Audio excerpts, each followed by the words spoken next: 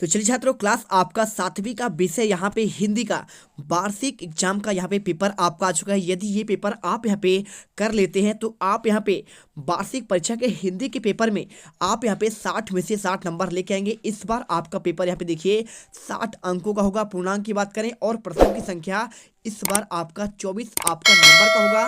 तो यहाँ पे पूरे क्वेश्चन पेपर आपको कराया जाएगा, साथ में आपको इनका प्रॉपर आपको आंसर प्रोवाइड किया जाएगा। मेरे पास पूरे पेपर हैं और साथ में इनका आंसर भी देखिए।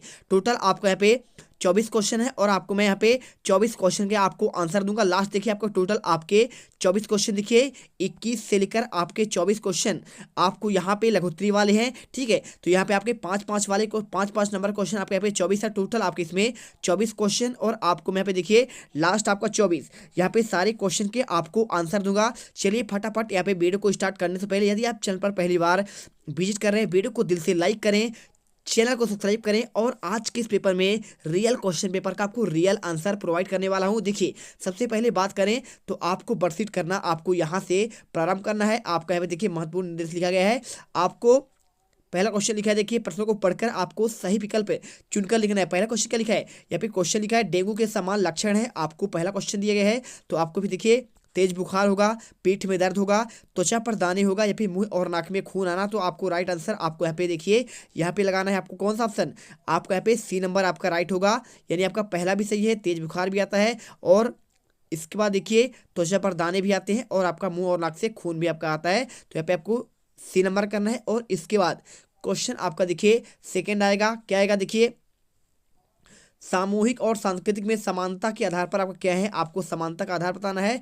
पर्यायवाची होना होगा या फिर एक ही उपसर्ग का प्रयोग होना ये होगा, या फिर आपका एक ही प्रत्यय का प्रयोग होगा, या फिर आपका एक ही विलोम का। तो देखिए सामूहिक और सांस्कृतिक इसमें आपका देखेंगे तो यहाँ पे आपका लास्ट में जो है आपका देखिए सामूहिक को आपको संधि विच्छेद करेंगे, समूह धन एक होगा, एक प्रत्यय इसमें भी है और संस्कृति धन आपका एक, यानी आपके दोनों में देखिए एक प्रत्यय है। तो आपको आंसर करना पड़ेगा क्या है, एक ही प्रत्यय का आपका प्रयोग होगा। राइट आंसर आपका यहाँ पे ये हो जाएगा। और इसके बाद क्वेश्चन देखिए डेंगू बुखार के प्रमुख कितने कारक हैं, 7 कारक है, 3 कारक है, 2 या फिर आपके 5। तो राइट आंसर आपको यहाँ पे आपको 2 कारक आपको सही आंसर कर देना है। और इसके बाद क्वेश्चन देखिए कामयाबी शब्द में उपसर्ग जुड़कर कौन सा नया शब्द बनाएगा। तो आपका ना कामयाबी बनाएगा या फिर आपका यहाँ पे नायाबी, नाकाम, कामयाब या फिर नाकामयाबी। देखिए तो आपका यहाँ पे कामयाबी में आपको यहाँ पे ना जोड़ दीजिएगा, तो ना धन कामयाबी, यानी आपका यहाँ पे ना कामयाबी आपका यहाँ पे राइट आंसर हो जाएगा। और इसके बाद सामूहिक शब्द में मूल और आपका प्रत्यय शब्दांश कौन सा है आपको बताना है। समूह धन एक है,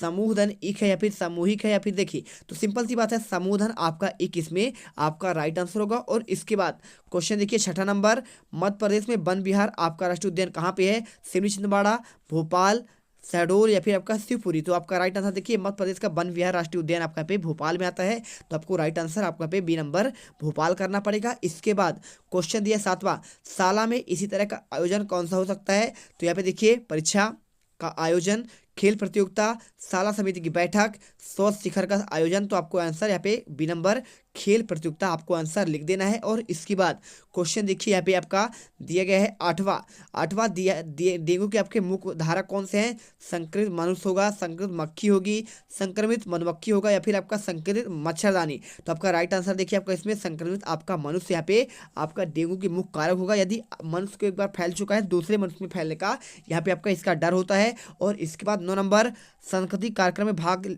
में कौन सी 2 प्रक्रियाएं एकल और सामूहिक दोनों हो सकती है। नृत्य और नाटक होगा, नृत्य और एकांकी, नृत्य गायन, या फिर आपका मूक अभिनय और गायन। देखिए तो सिंपल सी बात है, यदि आप चाहो तो यहाँ पे नृत्य और गायन एक साथ कर सकते हैं, बिल्कुल बहुत आसान काम होता है। तो आपको सी नंबर यहाँ पे नृत्य और गायन आपका राइट आंसर होगा। इसके बाद क्वेश्चन देखिए डेंगू से गंभीर ग्रसित व्यक्ति को आप क्या सलाह देना चाहेंगे। तो उसे घर पर नहीं रहना चाहिए, उसे दवाई नहीं लेनी चाहिए, उसे चिकित्सा की सलाह लेनी चाहिए, या फिर उसे इधर उधर घूमना चाहिए। सिंपल सी बात है, यदि आपको डेंगू हो जाए तो इससे यदि ग्रसित हो जाएंगे तो आपको सिंपल सा है चिकित्सक की आपको सलाह या फिर परामर्श आपको लेना चाहिए। आप आंसर यहाँ पे लिख दीजिए, उसे चिकित्सक की सलाह लेनी चाहिए। इसके बाद क्वेश्चन आता है आपको 11वां क्वेश्चन दिया गया है, मध्य प्रदेश को भारत लघु भारत क्यों कहा जाता है, आपका ये क्वेश्चन। तो इसके आंसर की बात करें तो बहुत सिंपल, देखिए आंसर करिए। मध्य प्रदेश में विभिन्न धर्मों और रीति रिवाजों व मान्यताओं को के लोग परस्पर भाईचारा और सद्भावना से निवास करते हैं। प्रदेश में महाराष्ट्र में जैसे आपका गणेश उत्सव होता है, बंगाल की दुर्गा पूजा होता है, उत्तर भारत की विजयदशमी होती है और दीपावली, होली, ईद तथा क्रिसमस जैसे त्यौहार उत्साहपूर्वक मनाया जाता है। तो आपको यहाँ पे आंसर कर देना है कि भाई साहब इसीलिए हमें मध्य प्रदेश को लघु भारत भी आपका कहा जाता है, ठीक है, क्योंकि यहाँ पे सभी धर्मों के लोग रहते हैं। इसके बाद क्वेश्चन देखिए 12वां, वर्षा ऋतु आपको क्यों अच्छी लगती है? आपका ये क्वेश्चन दिया गया है, क्वेश्चन पूछा गया है। तो वर्षा ऋतु इसीलिए अच्छी लगती है क्योंकि वर्षा ऋतु में जब बारिश की बूंदें धरती पर पड़ती है तब उसकी खुशबू मन में आनंद का भाव उत्पन्न करता है और धरती पर चारों तरफ आपका हरियाली छा जाता है और मन को आनंद से भर देता है। आप यहाँ पे आंसर कर लीजिए। इसके बाद देखिए क्वेश्चन दिया गया है, क्वेश्चन क्या है, मध्य प्रदेश की प्रसिद्ध बोलियां कौन कौन से? आपको आंसर यहाँ पे करना पड़ेगा। तो मध्य प्रदेश में प्रमुख रूप से हिंदी बोली जाती है, किंतु अन्य बोलियों के रूप में यहाँ पे बुंदेली, मालवी, भीली, बघेली, निमाड़ी इत्यादि बोलियों के लिए आपका यहाँ पे बोलने से काफी संख्या के लोग निवास करते हैं। इसके बाद देखिए क्वेश्चन आपका दिया गया है 14वां, क्या लिखा है? निम्नलिखित में आपको इसका पंक्तियों का भावार्थ बताना है। हुआ विवाद सदैव सहृदय निर्दय में, उभय आग्रही थे स्व विषय में, ठीक है। गई तब बात न्यायालय में, तो आपको व्याख्या करना देखिए। यशोधरा से राहुल कहते हैं, राहुल कौन थे? राहुल आपके वही थे, कौन? सिद्धार्थ का नाम था, बचपन का नाम राहुल था। हे माँ मुझे तू एक कहानी कहे, यह कहानी राजा अथवा रानी की हो। इस तरह हे माँ तू एक बड़ी जिद्दी है, तू ही मेरे सम्मान की पूंजी है। उपवन में सुगंधित हवा बह रही है, चारों ओर अच्छा लगने वाली कहानी बता, ठीक है। इसके बाद देखिए क्वेश्चन 15वां, मेरी भावना कविता में कवि के अनुसार किसकी सेवा करनी चाहिए? तो हमें जीवों की सेवा, प्रतिमित्रता, दया की भावना रखनी चाहिए और दुष्ट और निर्दयी व गलत रास्ते पर चलने वालों के प्रति समभाव रखनी चाहिए। साथ ही कवि ने दीन दुखियों और हमेशा सेवा भावना रखने की बात कह रहे हैं। आप आंसर कर दीजिए। इसके बाद देखिए क्वेश्चन दिया गया 16वां, क्या लिखा है? निम्नलिखित मुहावरों का आपको वाक्यों में प्रयोग करना है। 4 नंबर क्वेश्चन आपका यहाँ पे, आपको 3 नंबर क्वेश्चन है चौथा पेज का। तो आप आंसर यहाँ पे लिख दीजिए। देखिए पहला आपका दांतों तले अंगुली दबाना और दूसरा हाथ न मारना। तो आप इसका देखिए आप यहाँ पे इस प्रकार से उपयोग करिए। दांतों तले अंगुली दबाना का मतलब होता है हैरान हो जाना। तो प्रयोग करना, तुम्हारे लड़कों की बातें सुनकर ऐसा लगता है कि दांतों तली उंगली दबा ली है। और दूसरा बी नंबर देखिए हार न मारने, इसका मतलब होगा यहाँ पे पीछे न हटना। राजू ने 8वीं में फेल हो गया लेकिन फिर भी राजू ने कभी हार नहीं माना। इसके बाद देखिए क्वेश्चन दिया गया है, अपने जिले की नदी के बारे में 3 वाक्य लिखिए। तो हमारे जिले में सोन नदी बहती है, सोन नदी अमरकंटक से निकलती है। सोन नदी और नर्मदा एक साथ निकलती है फिर अलग अलग हो जाती है। इसके बाद देखिए क्वेश्चन आपका 18वां, सुभाष चंद्र बोस का नारा क्या था? तो आप आंसर, तुम मुझे खून दो मैं तुम्हें आज़ादी दूंगा। आपको यहाँ पे आंसर ये कर देना, 3 नंबर आपको मिल जाएंगे। इसके बाद क्वेश्चन दिया, यदि आप वैज्ञानिक बनना चाहते हैं तो किस प्रकार पढ़ाई करेंगे? तो यदि हम वैज्ञानिक बनना चाहते हैं तो हमें खोजी प्रवृत्ति वाला व्यक्ति बनना पड़ेगा जिससे नए अनुसंधान के बारे में जानकारी हो सके।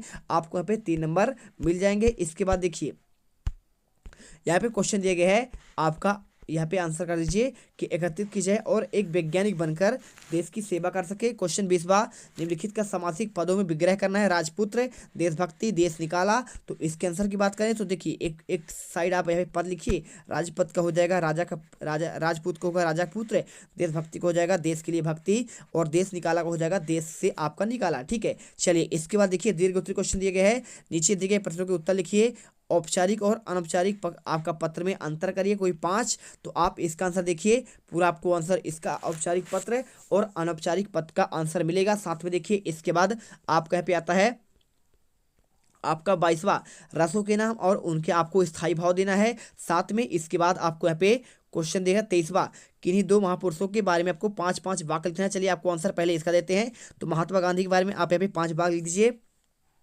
महात्मा गांधी गौतम बुद्ध के बाद सबसे महान भारतीय थे। उन्होंने दक्षिण अफ्रीका में क्या है, अफ्रीका से क्या किया था? यहाँ पे देखिए इसके बाद आपका लिखा गया है, आप यहाँ पे आंसर कर सकते हैं।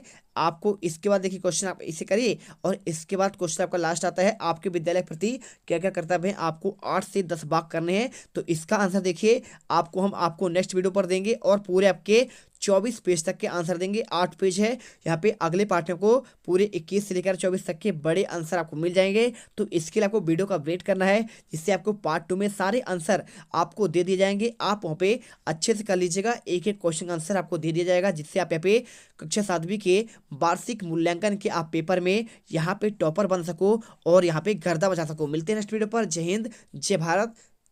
वीडियो दिल से लाइक करें, साथ में चैनल को सब्सक्राइब जरूर कर लीजिएगा।